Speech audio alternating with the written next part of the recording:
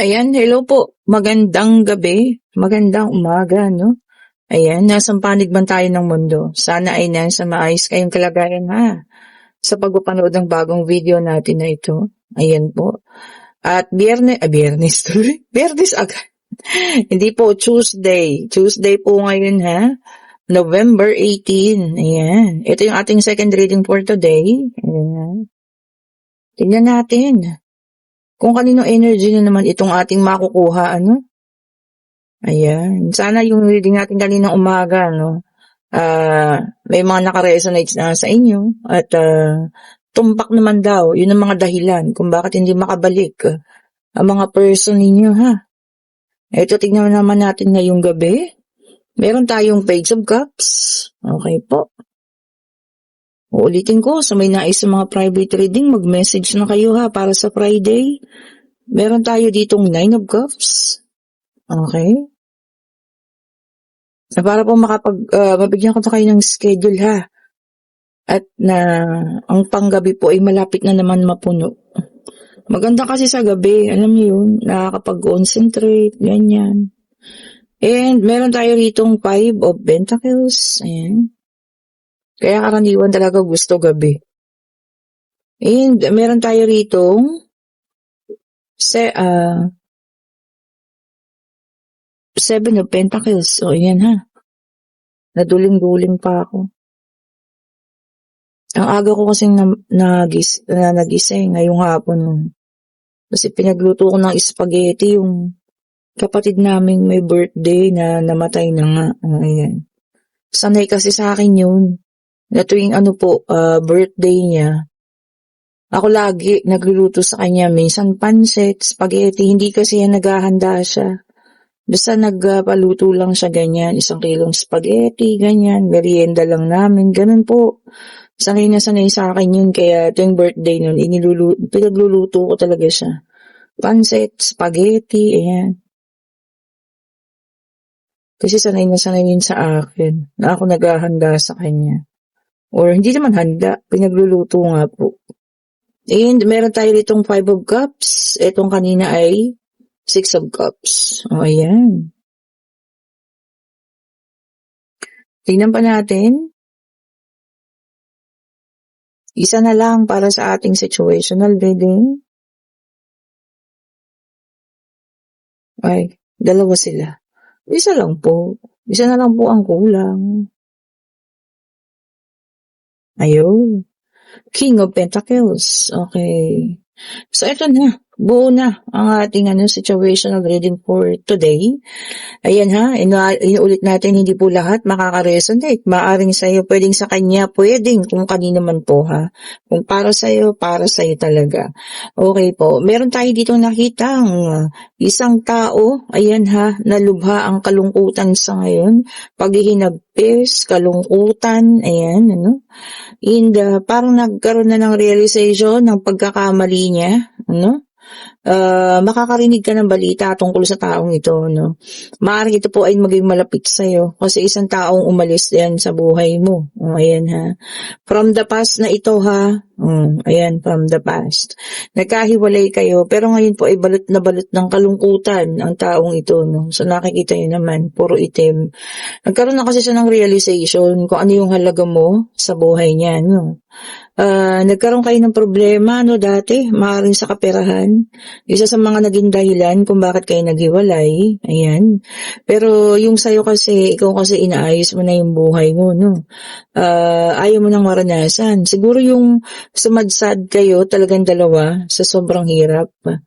O, diba? Ngayon, imbes na tulungan kanya, ang ginawa niya, umalis siya. Humingi siya ng kalayaan para maiwasan kanya na tulungan. O, diba? Talagang pinasalo niya sa'yo kung may mga tira pang utang dyan. Ayan, no? Kung meron pang mga natirang, meron siyang iniwan ng mga hulugan, ano?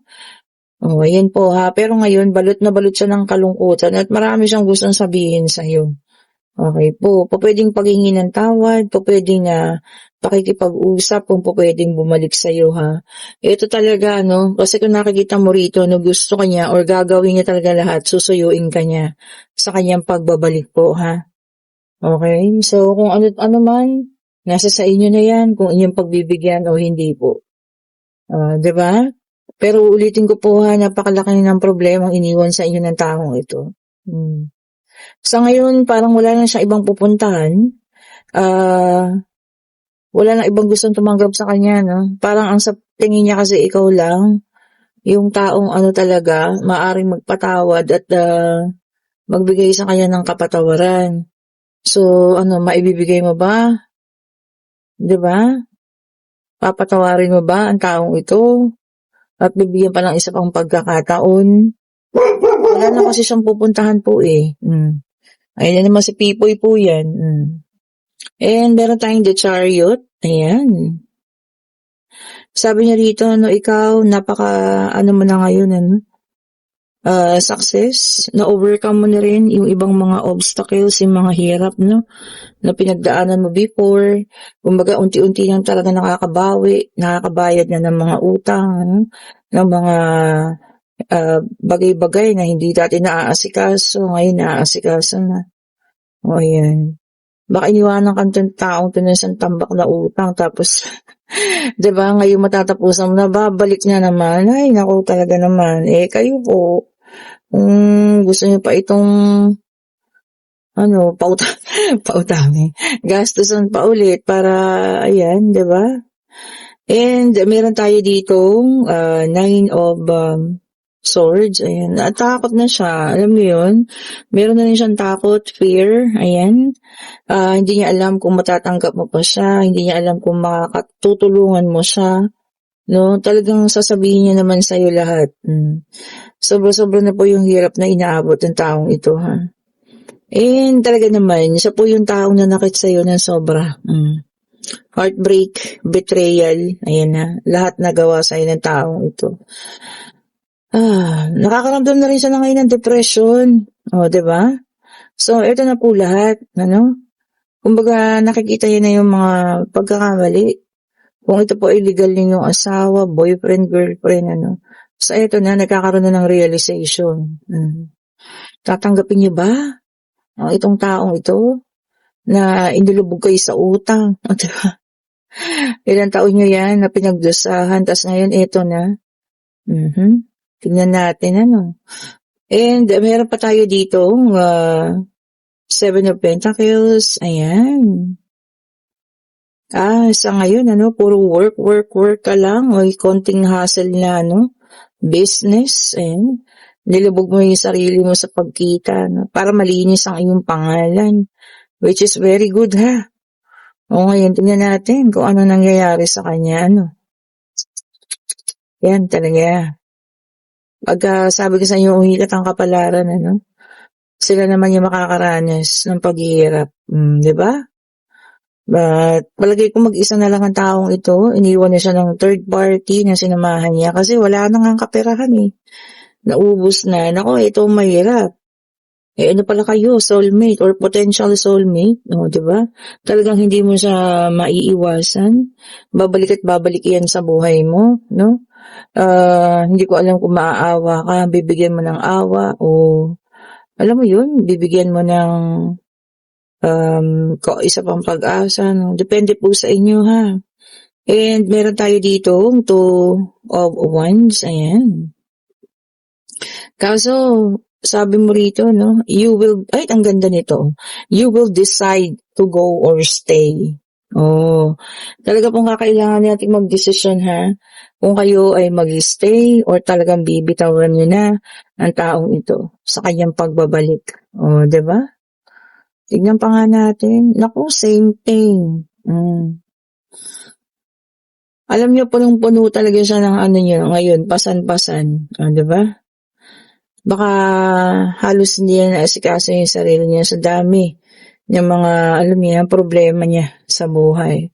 Tapos wala siyang masabihan, wala siyang, patong-patong na utang din siguro siya ngayon, Kasi yun ang hilig niya eh.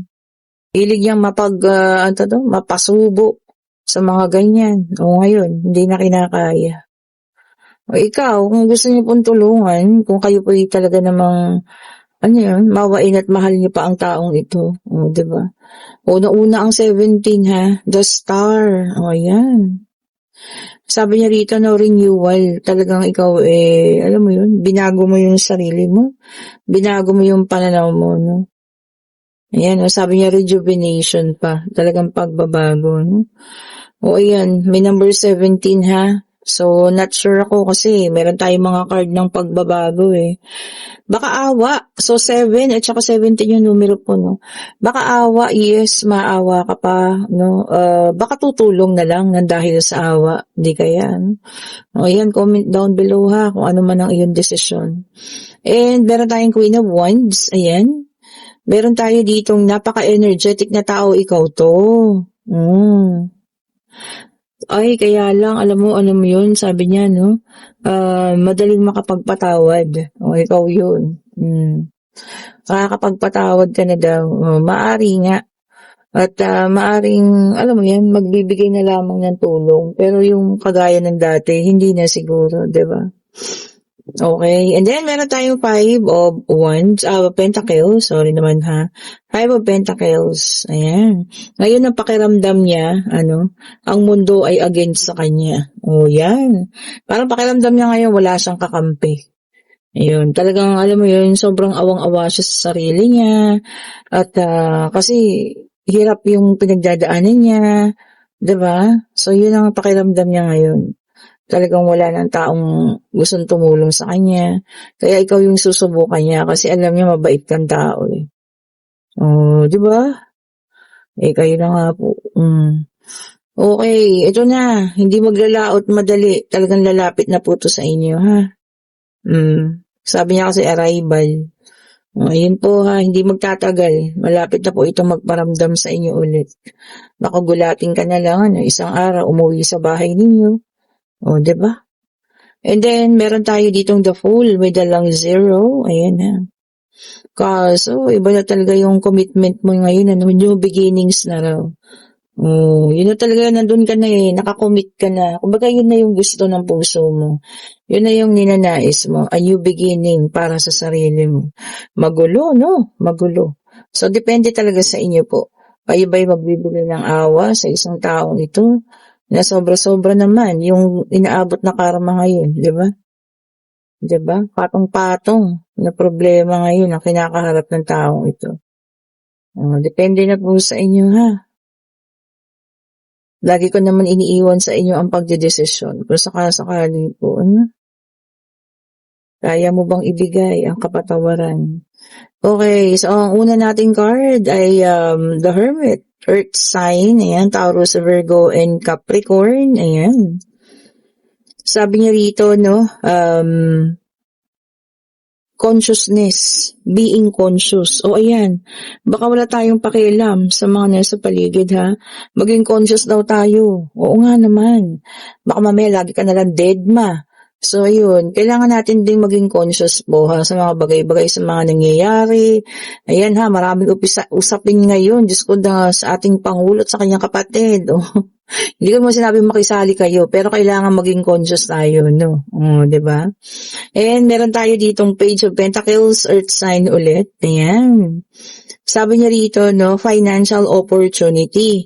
O baka may mag-aalok sa'yo ng sideline. Pwede rin bagong trabaho, mas maganda sahod. So, depende. Kung magustuhan mo, di go lang po. Di ba naman? And then, meron tayong the Chariot, water sign in reverse. Ayan. Naku, sabi niya rito, ha, aggression. O magiging aggressive daw. Hindi lang yung paglakas ng loob parang kakapalan na yun. 'Di ba magiging aggressive? O 'di ba? Kakapalan na talaga, lalakasan na yung kalooban. So kung sino man sa inyo 'yan, basta sa mabuti, maging aggressive ka, okay. Pero yung makakasakit ka, 'di ba? Makakabastos ka, huwag niyo pong gawin ha. And then meron tayong Wheel of Fortune, fire sign naman ito. So meron na tayong earth, water, and fire. Okay po. Nakarakaso, naka-reverse ang ating Wheel of Fortune. Talagang bad luck. Meron talagang inaabot-abot ngayon ng kaalatan o kamalasan. Kung sa kanya yun, sa natin, sa situational reading, alam niyo yan. Ang alam ko kasi 7 years, 'di ba? Bago talaga yan maalis. 7 taon. Ganun. Ang alam ko po. 7 hits din na tinatawag nila, no? 7 years of bad luck, 7 hits. Okay po.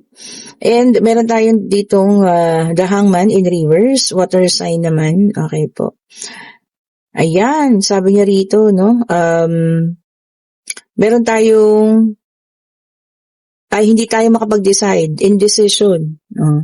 Hanggang ngayon hindi pa nabubuo yung decision sa isip mo. Baka tinatanong ka na nila kung ano man ito, no? Ang iyong mga katrabaho, kamag-anak, pero wala kang mabuong desisyon.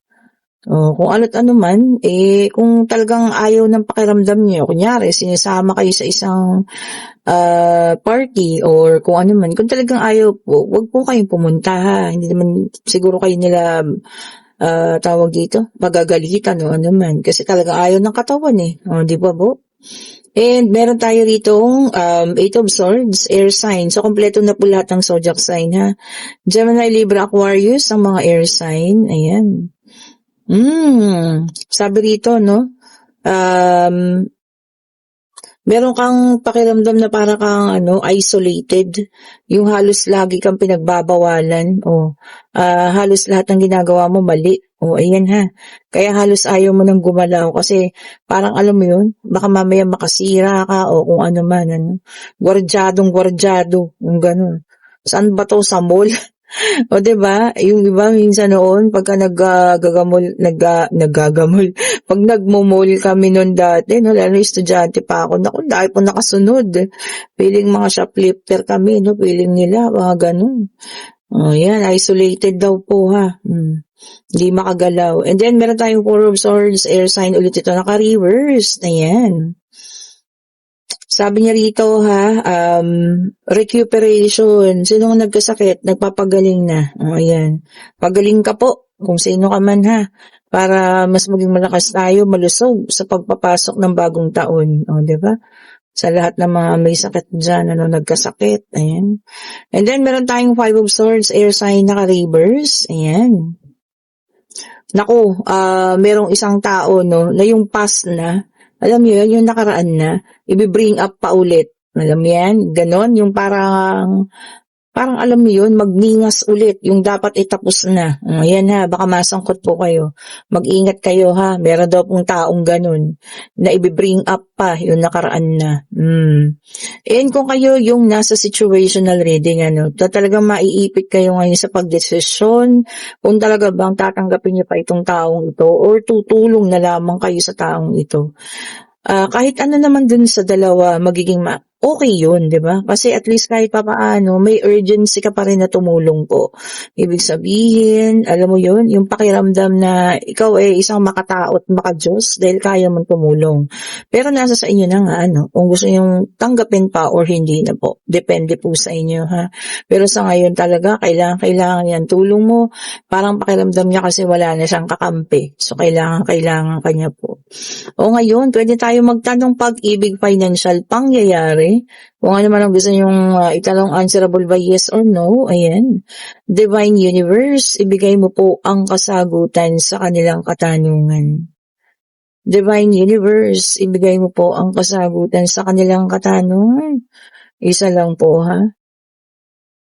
Alam nyo kasi ang hirap din yung pakiramdam na parang mag-isa ka na lang. Sa totoo lang po, hindi po ba? Yung pakiramdam niya yung ganun. Hindi po ba parang awang-awa siya sa sarili niya. Okay, and meron tayo ditong 3 of Pentacles, and yes po ang sagot. Yan ha. Yung iba talaga sa inyo, building your success. No, hindi kayo ngayon para sa mga pagbabalikan or alam niyo yun, sa love life, hindi Success ang binibuild ng iba sa inyo ngayon ha. Parang sa inyo kung may dumating okay, kung wala okay pa rin. Diba?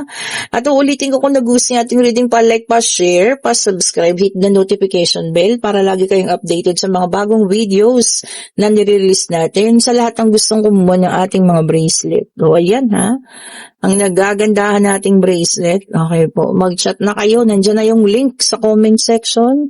Ayan, sa gusto ng ating pabango. Ayan ha, para maging mas mabango ang ating buong taon next year. Ayan, mag-order na kayo at ma-attract ang kaswertehan ha. And ano pa yun? Pa-like, pa-share po ulit ha, pa-subscribe. Salamat sa mga bagong subscribers, sa mga datihan ha, sa mga bumabalik, sa mga kauna-unahan ha. Maraming salamat po sa inyo.